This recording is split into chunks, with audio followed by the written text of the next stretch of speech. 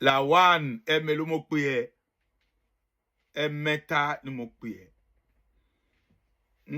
ẹ̀mẹ́ta mo pè ẹ́ o mi ò bínú inú mi dùn o pọ́n sọ wípé ìwọ ló máa jókòó sí àlùfáà tí Ọmọge ti kúrò Lawan ẹ ṣọ́ra o ẹni tó wà lẹ́gbẹ̀ẹ́ lọ́tùn àti òsì ẹ ṣọ́ra fún wọn dáadáa òótọ́ ni mo sọ fún yín wọ́n ti papọ̀ tí ẹ ti yánkì Ọmọge ẹ ti yánkì ẹ ó ti lọ sinmi Ọmọge ẹ ti ṣe fún tó lọ sinmi mo fẹ́ fún yín ní advice kan mi ò ní dandan ni kẹ́ ẹ gbà mi ò dẹ̀ ní ẹ má gbà á tó bá jẹ́ pé ẹ̀yin Celestia gbogbo yín tẹ́ ń rò pàápàá pé kíta Celestia yìí kó jẹ́ ẹyọ kan kájọ mú mi nínú àwo kan ká mọ̀ bó ṣe a máa ṣe kí Celestia kó lọ tó bá jẹ́ pé ẹ fẹ́ lo ọgbọ́n Celestia tí ò jẹ́ wípé a kàn fẹ́ jẹun ni ó jẹ́ kẹ́ lọ bá Pastor Emmanuel kẹ́ lọ sọ fún wípé bó ṣe kìíní ń lọ nísìnyí o báwo la máa ṣe tí ọ̀nà yìí máa fi là báwo la ṣe máa ṣe tí Celestia máa jẹ́ ẹyọ kan jẹ́ kí n sọ gangan fún yín Lawan mo ń sọ fún ẹ lónìí Ọmọge ti lọ o mi ò mọ iye ọdún tí Ọmọge wà nísìn tó fi lọ Ọmọge lè jẹ pásọ nísìn kò tí tó 10 years màá sọ ọ̀tọ̀ fún yín màá sọ ọ̀tọ̀ ọ̀rọ̀ màá sọ fún yín kò tó 10 years o because mo rántí nígbà tó di pásọ bóyá kò tí di pásọ tán ó ti di pásọ náà tó fi wá sí Amẹ́ríkà yìí tí mo rí ìran tí mo rí sínú ọjọ́ náà lọ́hùn mi ò lè fẹ́ sọ bọ́dẹ̀ jẹ́ kí n sọ fún yín lónìí kẹ́ ẹ gbọ́ o ẹ̀yin apànìyàn tí ẹ lè jẹ́ Ọmọge ti lọ o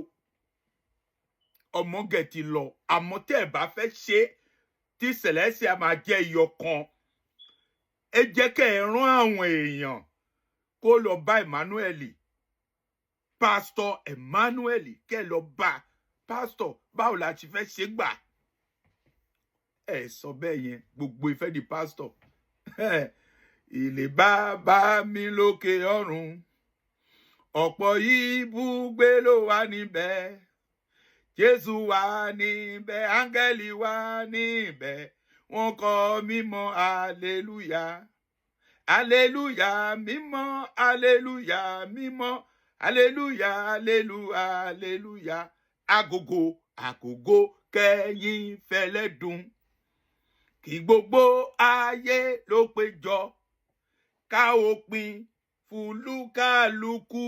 gẹ́gẹ́ bí iṣẹ́ ọwọ́ yín nígbà tí ẹ ń ṣe gẹ́gẹ́gẹ́ gbogbo àwọn láì kú Ọmọge gbogbo nǹkan tó jẹ́ bí authority gbogbo nǹkan tẹ́ máa ṣe ẹ ti sọ pé báyìí ni kí ló máa ń ṣe yín papà náà I'm thinking I don't understand ṣé nítorí pé o fẹ́ jẹ oyè yìí náà ni ọmọ oyè tí mo ti jẹ́ tó dẹ̀ jẹ́ pé ohun mi tí mo bọ́ sọ́lẹ̀ ó ní nǹkan tí Ọlọ́run sọ fún mi tí mo fi bọ́ sọ́lẹ̀ kì í ṣe pé ẹnikẹ́ni sọ fún mi bí ẹnikẹ́ni bá wọ aṣọ pásítọ̀ mo mọ àwọn tí mo senior n ò bí wọn dáa kán tó sẹ́yìn mi n ò bí wọn dáa màá yí ní gbárùn látẹ̀yìn ni nítorí oyè yìí kẹ́lẹ̀ máa rí owó pín ní ẹ torí ẹ tí gbogbo yín ẹ fẹ́ jẹ gbá kan ẹ fẹ́ jẹ àwo kan ẹ máa ṣe lọ Ọmọge ti lọ Ọmọge ó ti lọ ó ti fi sílẹ̀ ó ti lọ bàbá tẹ́ kúnlẹ̀ ṣoṣo ó ti lọ ẹ ti ṣe pàdé tẹ́ ẹ ti ṣe fún ọmọlọ́mọ ti lọ ìyàwó ẹ nísìn báyìí gbogbo yín báyìí sí ẹ máa fi ìyàwó ẹ lẹ́ àtàwọn ọmọ ẹ máa fi ilẹ̀